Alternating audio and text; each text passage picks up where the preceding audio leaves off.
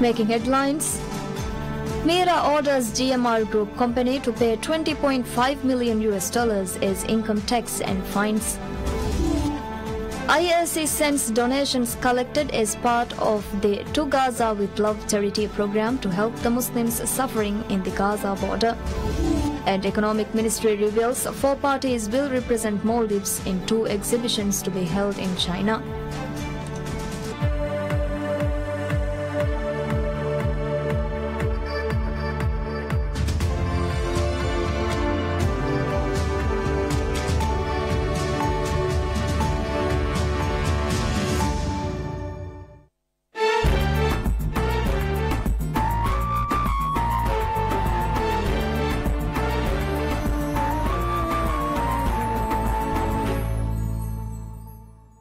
Bismillahirrahmanirrahim. Welcome you all to PSM News in English. I'm Zionat Hassan here with the news in details. Maldives Inland Revenue Authority (MIRA) orders GMR Group company to pay $20.5 million as income tax and fines. Indian media reports that GMR owes MIRA $14.4 million as business profit tax, $2.8 million as additional withholding tax, and a further $3.3 million as fines, totaling $20.5 million. It is reported the Maldives Tax Administration body issued the order, citing the tax audit reports and notice of tax assessments. GMR entered into an agreement on 2010 with Maldives Airports Company Limited, MSCL, and Ministry of Finance and Treasury for the rehabilitation, expansion, modernization, operation and maintenance of Ibrahim Nasser International Airport for a period of 25 years. However, in 2012, the government of Maldives issued a notice to GMR stating that the concession agreement was void ab initio and MSCL and Finance Ministry had no authority under the laws of Maldives to enter into an agreement with GMR. The action resulted in MSCL taking over the possessions and control of the airport. International Aid Campaign IAC sends donations collected as part of the To Gaza with Love charity program to help the Muslims suffering in the Gaza border. The project initiated by IAC is held in 3 phases to help the less fortunate Muslims in distress in Gaza. IAC revealed as part of the project a daily meal for 10 days will be provided to 250 families, adding in the coming days food baskets will be distributed in the area. IAC collected donations from Maldives via an account opened at Bank of Maldives.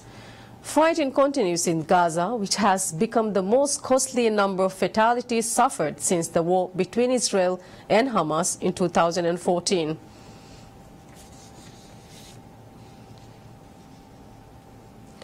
Government of Maldives contracts land reclamation and land protection of Fares Mathuda in Gulf Dal Atoll to Gulf Kobla Chanasa, Maldives.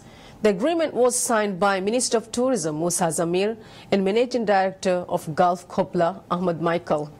The project, which costs over $2.5 million, must be completed within 3 months. Speaking at the ceremony, Tourism Minister Musa Zamir stated the airport development in Fares Mathuda will benefit the people of the atoll. Minister highlighted that transportation is a huge issue faced all over Maldives. Gulf Kobla revealed survey works are currently underway to commence the environmental impact assessments of the area.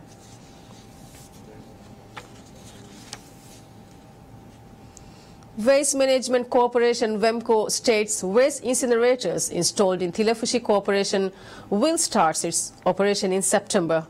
WEMCO revealed the waste produced by the healthcare facilities will be incinerated using the machine. WEMCO said the waste incinerators installed in Thilafushi has now undergone the testing procedure, adding even though the machines will first incinerate waste produced from healthcare facilities, all types of waste will be incinerated using the machine with a short period of time. According to WEMCO, 20 tons of waste can be incinerated daily from the 5 machines installed at the facility in Thilafushi. WEMCO revealed the corporation completely stopped burning waste in Thilafushi after the government handed over the waste management of Malé area. WEMCO has brought several changes to Tilafushi since then, with the area cleaned after removing all waste collected. Moreover, WEMCO have also placed 2 waste packing machines in Tilafushi. Maldivian fishermen face difficulty in selling fish during the fishing season due to the lack of fish buying and storing capacity in the country. With President Abdullah Yamin Abdul Gayoom assuming office in 2013, he has taken key and strategic steps to solve the issues. One such development is the establishment of a fisheries complex in Addu city, which is set to be inaugurated by July this year. In its efforts to enhance the fisheries sector of Maldives, the administration has been establishing ice storage facilities across the country. Under these efforts, Maldives Industrial Fisheries Company MIFCO prepares to inaugurate the Addu City Fisheries Complex next month. The administration of President Abdullah Yamin Abdul Gayoom has taken key and strategic steps to ensure local fishermen receive the best prices for the fish, especially during the fishing seasons. To achieve the objectives, the current administration has expanded the capacity of MIFCO. While MIFCO prioritizes locals in hiring for jobs, MIFCO has scheduled open days across the south of Maldives.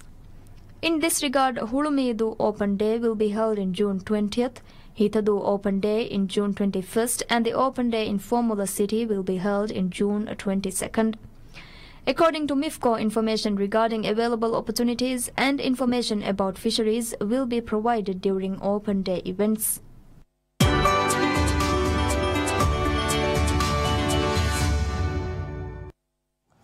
Maldives wins the title of most honeymoon-worthy destination in the world for a second year. In the early yearly Brides Honeymoon Awards of an American bridal magazine, Condé Nast, the Maldives won a spot from the list of the most romantic destinations of 2018. This is the second consecutive year Maldives won the title. Other destinations that made it to the list include Australia, Bahamas, Barbados, Cayman Islands, Costa Rica, Fiji, Greece, Hawaii, Italy, Mexico, Philippines, Seychelles, and Thailand. Brides is the premier bridal magazine published by American media giant Condé Nast. The bi-monthly magazine covers everything related to the wedding industry, from the latest wedding dress trends to every celebrity wedding and engagement, etiquette questions, and countless decor inspirations and wedding ideas. Maldives has won several global and regional honors for being among the romantic destinations in the world. Ministry of Economic Development reveals 4 parties will represent Maldives in 2 exhibitions to be held in China. South and Southeast Asia Commodity Expo and Investment Fair and the Kunming Import and Export Fair will take place between June 12th and 18th in Kunming. Speaking to PSM News, Deputy Minister at Economic Ministry Adam Taufik stated 3 parties will showcase Maldivian products while 1 party will promote local tourism. The Maldivian delegation participating in these fairs and Kunming Fair will be headed by Adam Taufik. Noting preparations are fast underway with the stall fully completed, Adam Taufik said currently efforts are underway to ship products to be showcased in China. The Maldives has been participating at the fair for the past 3 years to promote and sell local products to a wide audience.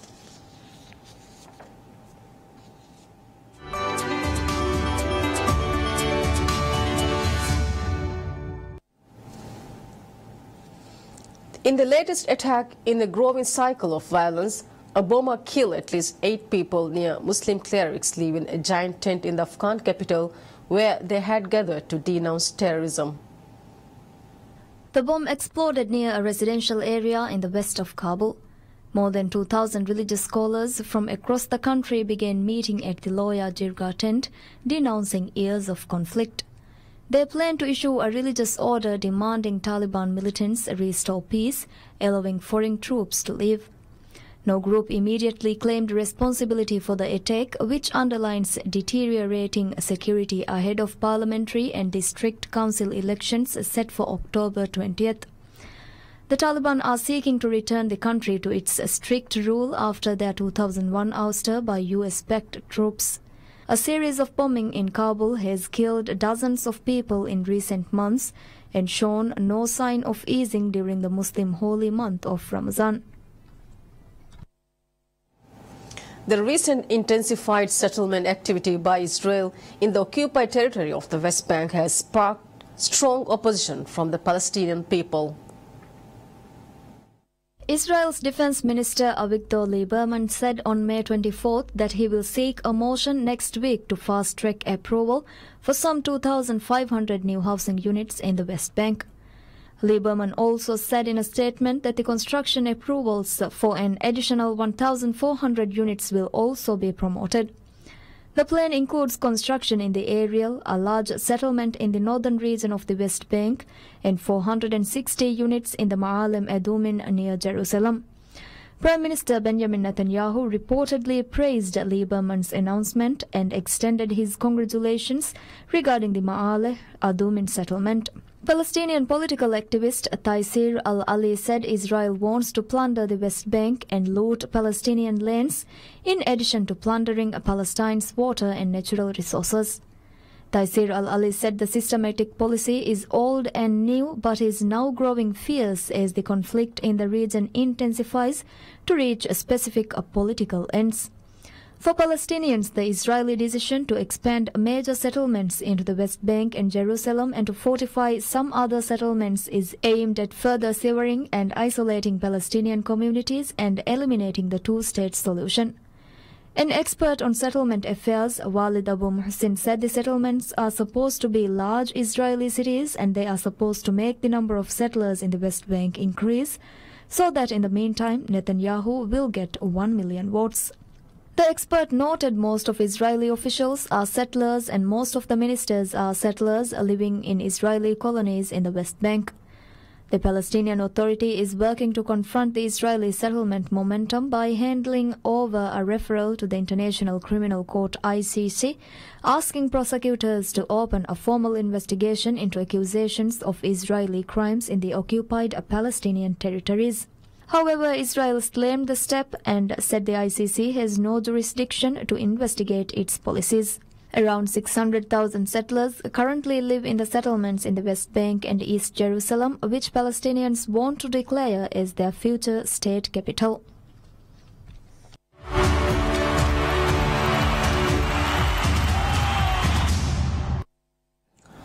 In sports, Germany national team business manager and former striker Olivier Bierhoff says a visit from German Chancellor Angela Merkel at the Scots training camp in Italy boosted morale. German Chancellor Angela Merkel spent around 3 hours with the squad and left a positive impression with players and the coaching staff, even offering her insight to what awaits them in Russia. The reigning world champions have recently slumped in form without a win in 5, culminating in a 2-1 defeat to Austria. Their form leading it to the World Cup, where they are regarded as one of the favorites to clinch the trophy on July 15th, is in sharp contrast to the perfect qualifying campaign where they registered 10 wins from 10. Germany are drawn in Group F alongside Sweden, South Korea and their opening opponents on June 17th, Mexico.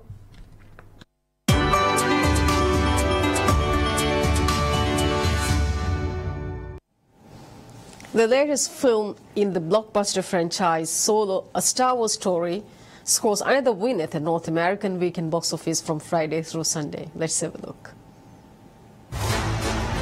According to BoxOfficePro.com, the latest Star Wars movie, which tells the backstory of Han Solo and his co-pilot Chewbacca, took in $29 million. Coming in at number 2 is Deadpool 2 with $23.5 million. It has already brought in more than $519 million worldwide.